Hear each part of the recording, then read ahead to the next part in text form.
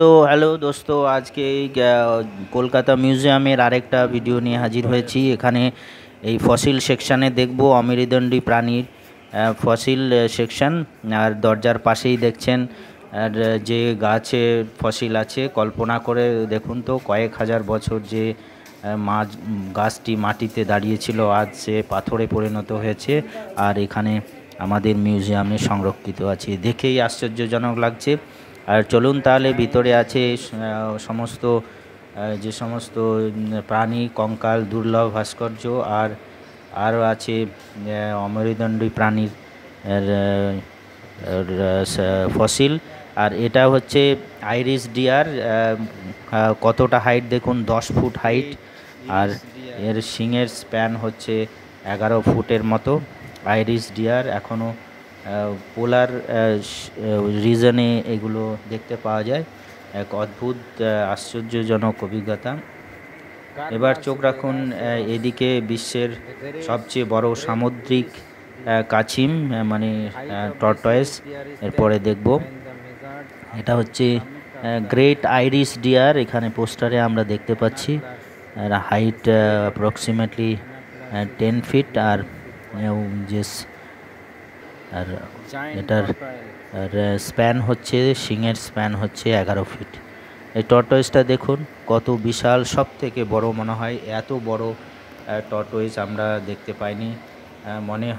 মনে হয় যেন এখনও বেঁচে আছে, শুধু ঘুমিয়ে আছে মনে হচ্ছে। এবার আমরা এসেছি, এটা ভালো করে দেখে নেওয়া যাক। দেখুন বিশাল টর্টয়েস, সি টর্টয়েস।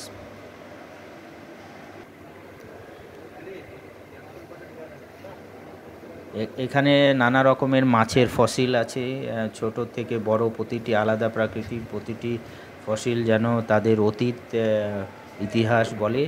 আর এটা দেখুন অসাধারণ প্রবালের ফসিল, কাঁচের ভিতরে সাজানো আছে। মনে হয় যেন একেবারে সাগরের তলদেশ থেকে নেমে এসেছি আমরা। কয়েক মিলিয়ন বছর আগে সমুদ্রের যে সৌন্দর্য ছিল সেগুলো আমরা এখানে আশ্চর্যজনকভাবে দেখতে পাচ্ছি। এক বিশাল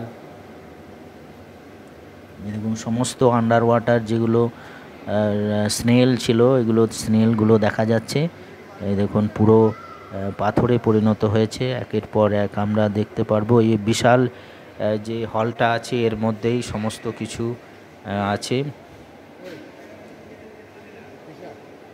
এটা হচ্ছে ডাইনোসরসের আন্ডা পাওয়া গেছে। এটাও দেখুন 90,000 বছর আগেকার বলা হচ্ছে, 90,000 বছর আগে। আর এই সেকশানে ইনভার্টেব্রেট ফসিল, যেটা অমেরুদণ্ডী। আর বাকি সেকশনগুলো আমরা ধীরে ধীরে দেখব। জুলজিক্যাল, বার্ড, রেপটাইলস আর ফিশ যে সেকশন আছে, আমরা ধীরে ধীরে সেকশনের দিকে এগিয়ে যাচ্ছি। আর এটা হচ্ছে দেখুন অশোক স্তম্ভের যে সিংহ, সেগুলো অরিজিনাল কিনা সেটা আমরা ঠিক বলতে পারছি না। আর এটা দেখুন আমরা পৌঁছেছি রানী ভিক্টোরিয়ার মার্বেল ভাস্কর্য। এটা একেবারে এক অনন্য শিল্পকলা। দেখুন শাড়িগুলো যে মার্বেল দিয়ে তৈরি, মনে হচ্ছে যেন অরিজিনাল। আর এটা বলে রাখি যে মহারাজা ছিলেন বর্ধমানের, উনি প্রেজেন্ট করেছেন। আমার মনে হয় মহারাজা 2-3 বছরের যে ওনার ইনকাম সব ইনভেস্ট করেছেন এটায়। এত সুন্দর, এত মানে নিখুঁতভাবে তৈরি, এটা দেখেই মানে আশ্চর্য লাগছে।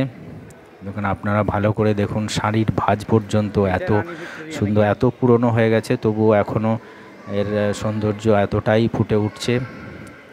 তো দেখুন মহারাজারা, যে ল্যান্ডলর্ডরা ব্রিটিশদের খুশি রাখার জন্য কত পয়সা খরচা করে থাকে আমরা এখান থেকেই বুঝতে পারছি। আরেকবার ভালো করে দেখে নিন যে রানী ভিক্টোরিয়ার যে স্কাল্পচারটা অত নিখুঁতভাবে যেন অরিজিনাল মনে হচ্ছে। আমার সব থেকে অ্যাট্রাকটিভ লেগেছে এই রানী ভিক্টোরিয়ার মূর্তিটা। আপনাদের কেমন লাগলো অবশ্যই জানাবেন। আগের ভিডিও দেখতে থাকুন।